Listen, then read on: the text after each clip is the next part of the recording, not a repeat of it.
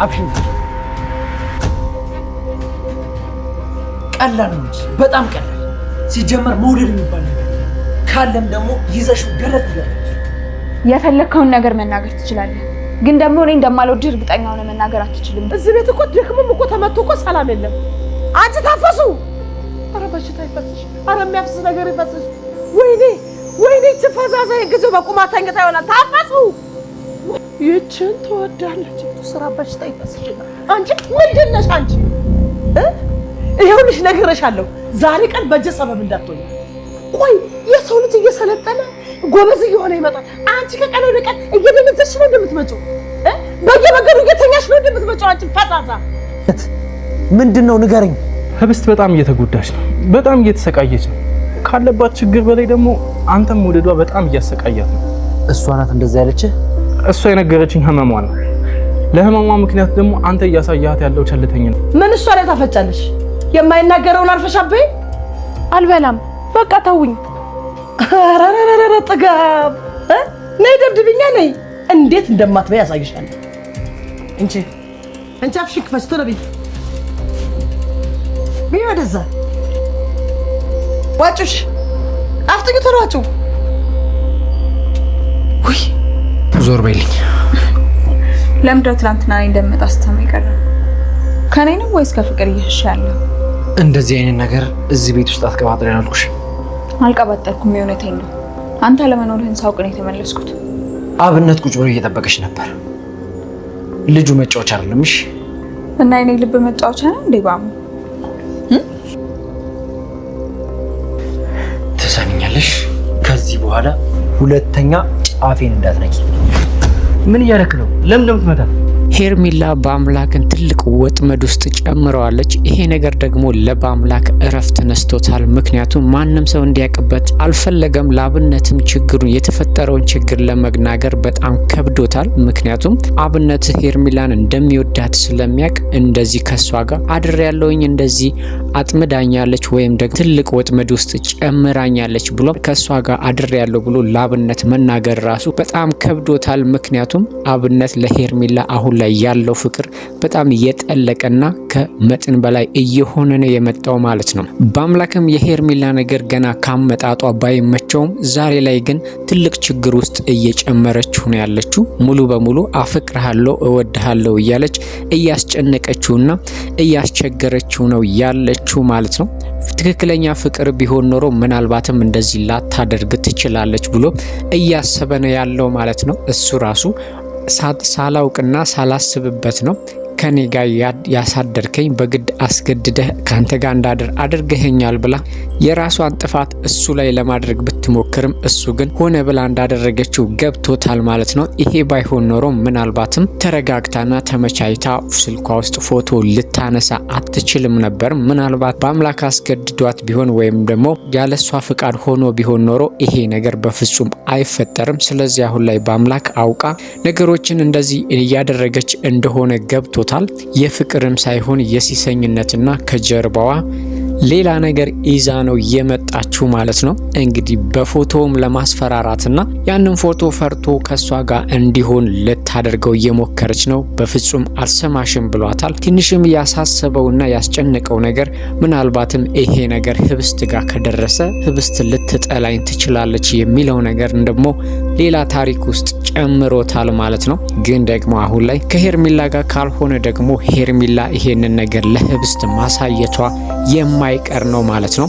በእርግጥ አሁን ላይ በአምላክ የሚያደርገው ነገር ግራ ቢገባውና የሚያማክረው ሰው ራሱ ቢያጣ ራሱን በመጠጥ ውስጥ ለመደበቅ ሞክሯል ማለት ነው።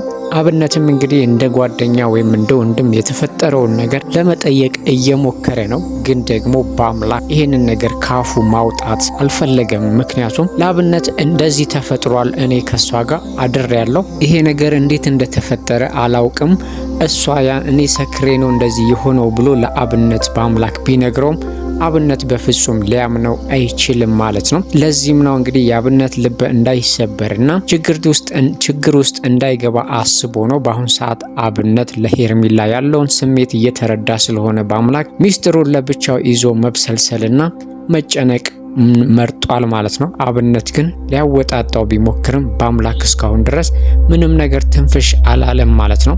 በእርግጥ ይሄ ነገር ይፋ መውጣቱ አይቀርም።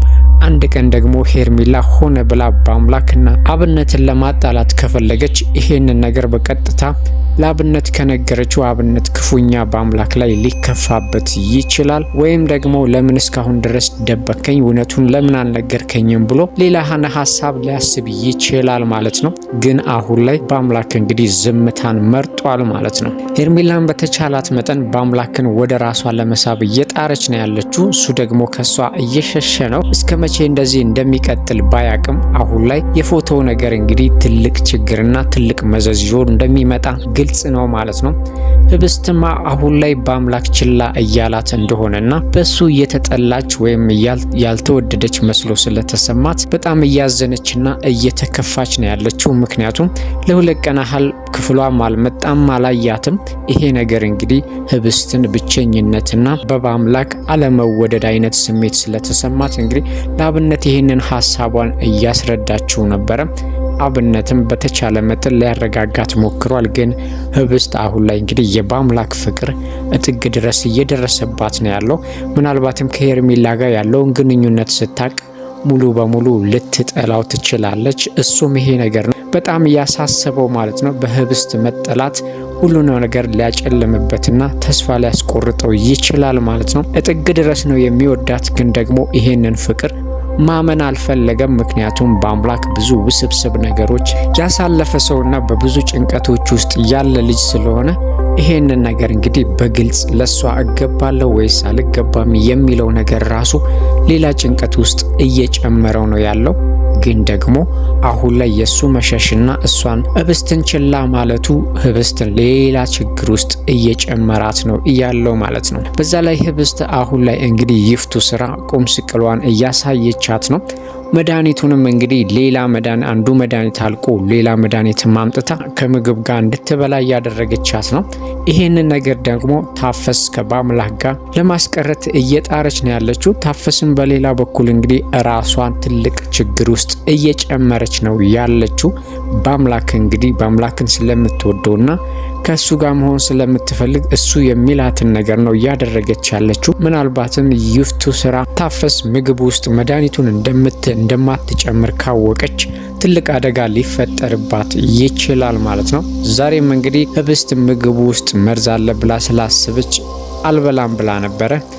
ይፍቱ ስራ እንግዲህ በግድ አብልታታለች። ግን ደግሞ መጀመሪያ ላይ ታፈስ ምግቡ ምንም ስላልነበረው ነው እንጂ ህብስት ጤናዋ ላይ ትልቅ አደጋ ሊደርስ ይችል ነበረ።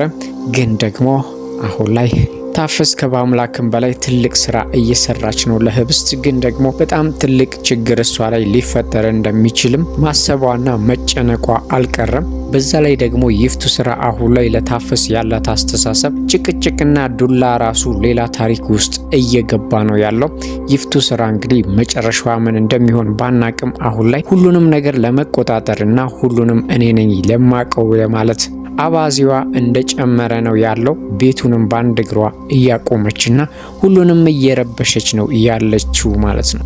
ሌላው የሄርሜላ ሀሳብ እንግዲህ ምን እንደሆነ ግራ ያጋባል። ተቸግራ ነው ወይም ደግሞ ከዚህ በፊት ያሳለፈችው የህይወት ታሪኳ ትልቅ ተጽዕኖ ፈጥሮባት ነው እንዳንል ከሁሉም ጋር እየተነካካችና ከሁሉም ጋር እየተልከሰከሰች ስናያት ደግሞ ያ ተጽዕኖ ብቻ ሳይሆን ስግብግብነቷና በጥላቻ መሞላታ ነው ብለን እንድናስብ ያደርገናል ማለት ነው። እንግዲህ ከብዙ ሰው ጋር እንደምትገናኝ ግልጽ ነው። በአምላክን እዚህ ጋር አፈቅርሃለሁ እያለች ሌላ ጓደኛና ሌላ ፍቅረኛ እንዳላት ደግሞ በስልክ ስታወራ እየሰማናት ነው። በዛ ላይ ደግሞ ከአለም ጋር ግንኙነት ለመመስረት መንገዷን ጀምራለች ማለት ነው። ስለዚህ ሄርሜላ አሁን ላይ ሁሉንም በክላ ራሷንም ትልቅ ችግር ውስጥ ጨምራ ሌሎችንም ችግር ውስጥ ልትጨምር ቆርጣ የተነሳች ነው የምትመስለው። በእርግጥ እናቷ ታመውባት ብዙ ወጪና ብዙ ብር ያስፈልጋታል።